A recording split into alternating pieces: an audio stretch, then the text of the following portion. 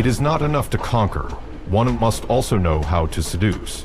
Benito Mussolini once spoke these words with the certainty of a man convinced that destiny had chosen him to restore the glory of ancient Rome. But history tells a different story. Benito Mussolini was born in 1883 in Predappio, a small town in northern Italy. His father was a socialist blacksmith, and his mother was a devout Catholic schoolteacher. From an early age, Mussolini was impulsive and difficult to control.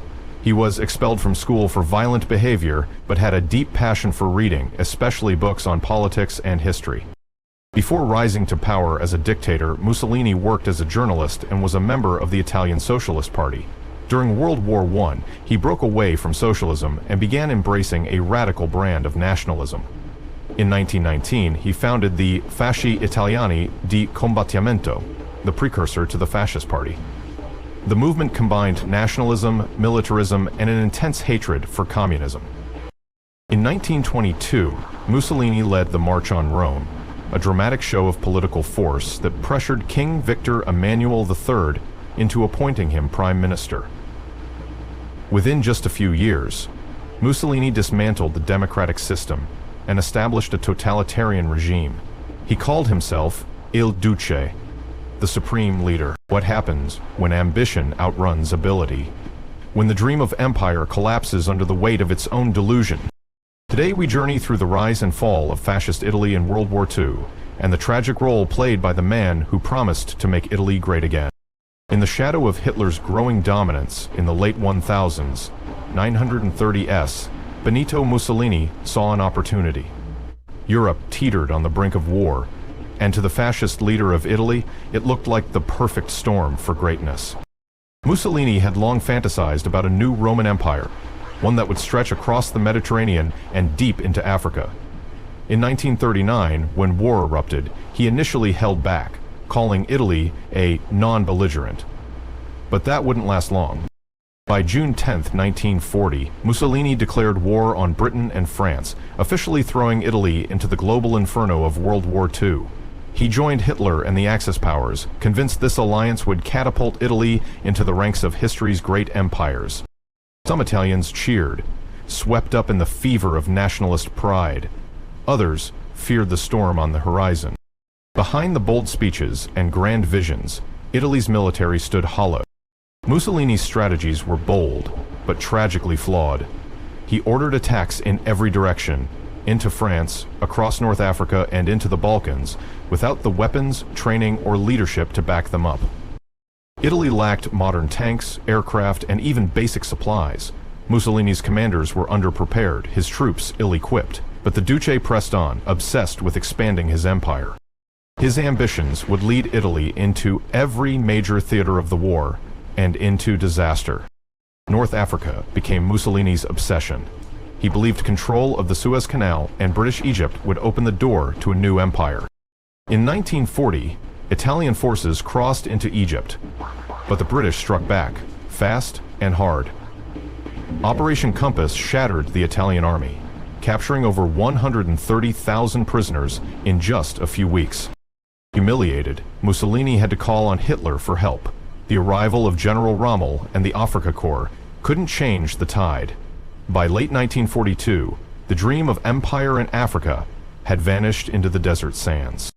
Determined to prove Italy's might, Mussolini launched an invasion of Greece in October 1940. He didn't inform Hitler. He barely consulted his generals. He expected a quick and glorious victory. What he got was a nightmare. Greek forces, though outnumbered, fought ferociously. The mountainous terrain turned into a brutal battlefield. Italian troops were pushed back into Albania. Greece, far from falling, counterattacked.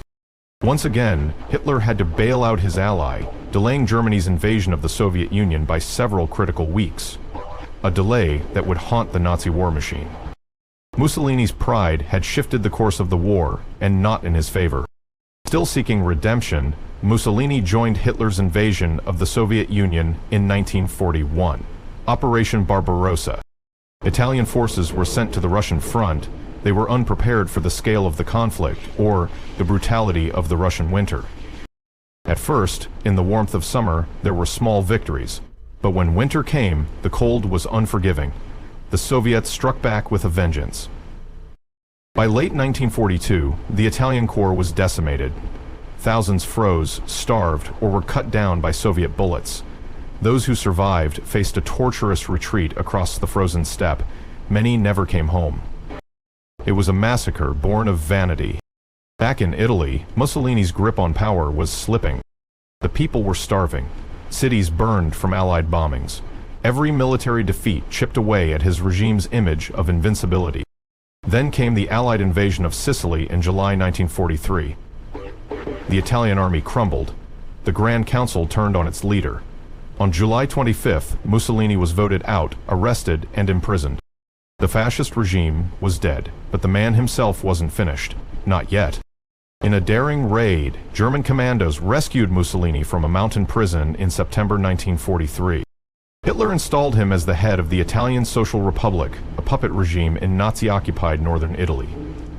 It was a shell of a state, with no real power. Mussolini, once the self-declared Caesar of modern Rome, now ruled at Hitler's mercy. In April 1945, with the Allies closing in, Mussolini tried to flee to Switzerland with his mistress, Clara Petacci, but partisans caught them. On April 28th, Mussolini was executed. His body, along with Clara's, was hung upside down in Milan. The people who once hailed him now spat on his corpse. Mussolini's war left Italy in ruins. The dream of empire had brought only death and devastation. Cities lay in rubble, the economy was in tatters. Over 300,000 Italians had died, millions more were left to rebuild shattered lives. The monarchy, tainted by its alliance with Mussolini, was overthrown in 1946. Italy became a republic, vowing never to return to tyranny. Its new constitution enshrined anti-fascism at its core. On the world stage, Italy lost its colonies, its prestige, and its voice. The scars of Mussolini's ambition would take generations to fade. Mussolini promised glory, he delivered ruin. His tale is not just one of military failure, it is a cautionary story about pride, power, and the peril of unchecked ambition. What happens when a nation follows a man who dreams of empire but ignores the cost? As we reflect on Italy's journey through the fire of World War II, we are reminded, history doesn't just echo, sometimes it screams. Thank you for watching and listening to Mussolini's role in World War II, the rise and fall of fascist Italy. If you enjoyed this journey through history, please like, subscribe, and leave a comment to support the channel Memories and Now. Your support helps us bring more powerful stories from the past to life. See you in the next video.